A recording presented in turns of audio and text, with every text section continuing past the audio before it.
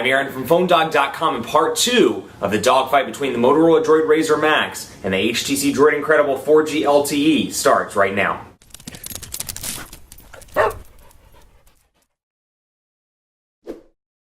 Part 2 of an interesting dogfight battle between a new device and then a device that's a little bit older but has some killer specs and was just upgraded to ice cream sandwich. Before we get too far into that, gonna give some love to my boys at Best Buy Mobile because they hook us up with phones like this and like this for use in our One Paw Bandit giveaway game, which we turn around to you and give to you on the site at PhoneDog.com. When you walk into Best Buy Mobile to get either of these devices, you're gonna walk out without dealing with rebates. You don't have to wait for the debit card. You don't have to wait 8 to 10 weeks for the paperwork. All that annoying stuff about rebates at Best Buy Mobile, you'll walk out paying an after rebate price. I love saving money. I hope you do too.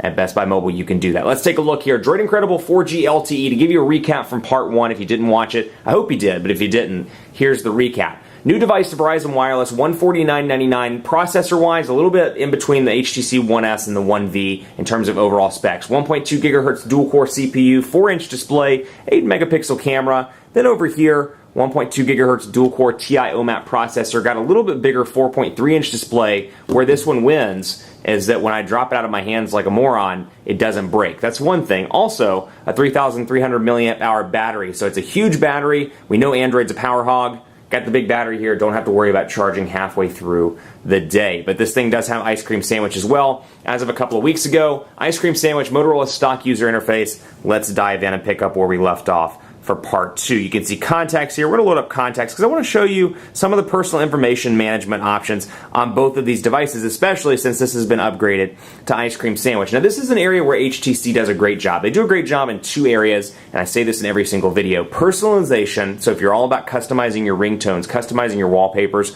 I'll show you that in just a second. They do a great job there, but they also do a great job in personal information management. So we're going to load up 2 different people here, Billy Bob and then Bill Stevenson. Again, like I said in part 1, a lot of stock ice cream sandwich influences over here on the DROID RAZR MAXX. If you're a stock fan, you love that pure feeling, but you don't like the Galaxy Nexus, or maybe you don't like it on Verizon for whatever reason, this is the device to go with now because it is very similar.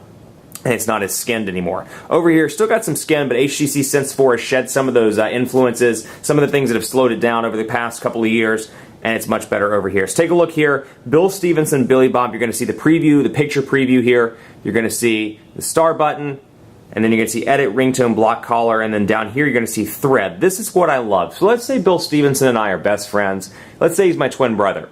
And Bill and I talk on a regular basis. From here, I can go into Thread and see, hey, we text messaged on Tuesday, we emailed on Thursday, we did a call history, we talked on the phone on Friday.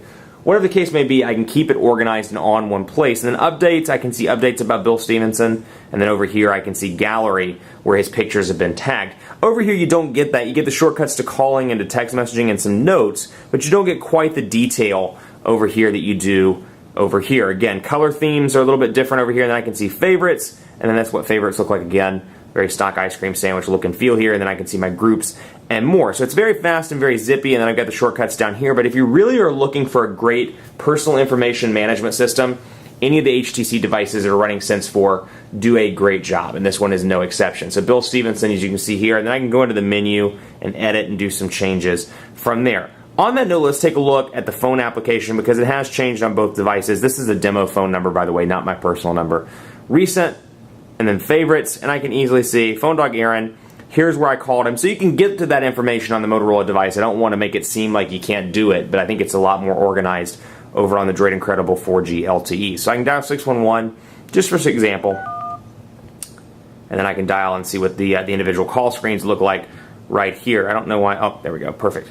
And you can see the differences here. In call, and then I have this nice big picture, and then 611 right there. So both are pretty fluid in that department. Now let's switch over to camera and take a look. 8-megapixel cameras on both of these devices. And we're going to bring in the Galaxy S3 for a little comparo between the camera test here. So we're going to load this up.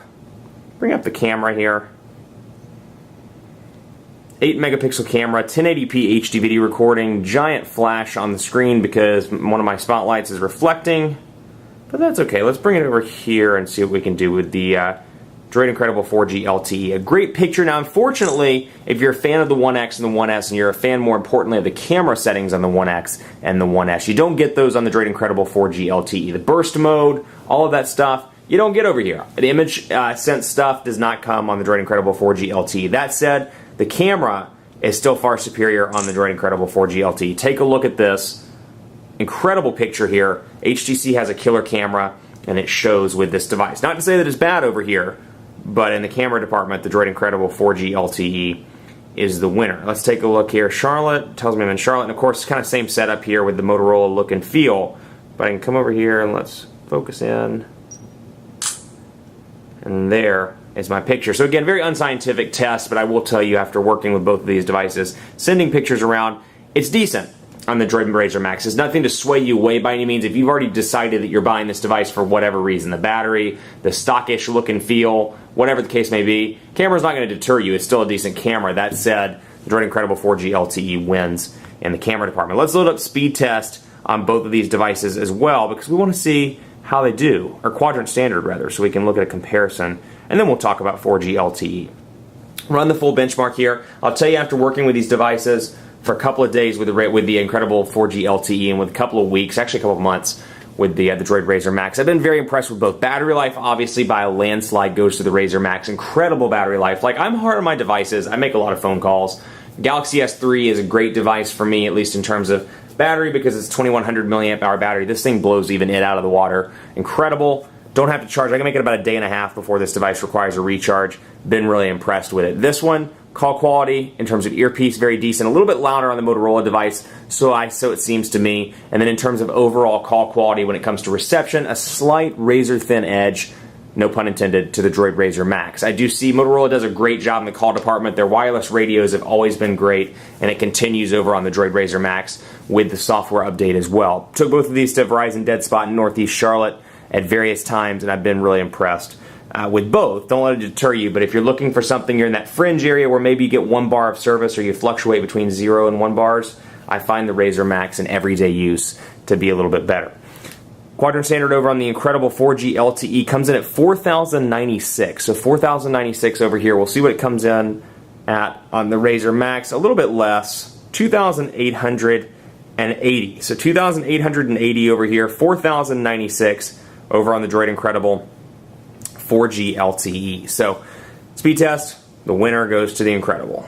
Let's take a look here at speed test. Bam. Bam. I want to show you some of these speed test numbers because Verizon's LTE in most of their markets, you'll find that it's becoming a little bit saturated. Verizon quotes speeds between 5 and 12 megabits per second on the download and 2 to 5 megabits per second on the upload. So still certainly fast in comparison to 3G, particularly EVDO Revision A. But that said, it has slowed down a lot over the months and over the years since it was launched initially in December of 2010. You can see here again, rush hour traffic right now may be playing a role in this, but the speeds are not incredibly great by any means. We're getting between 1 and 2. I've seen it go as high as in non-rush hour traffic in Charlotte between 10 to 12 megabits per second. But again, you're definitely staying within that 5 to 12 megabit per second range. You're not getting those crazy speeds like AT&T users because it's not rolled out everywhere and people haven't picked it up as quickly.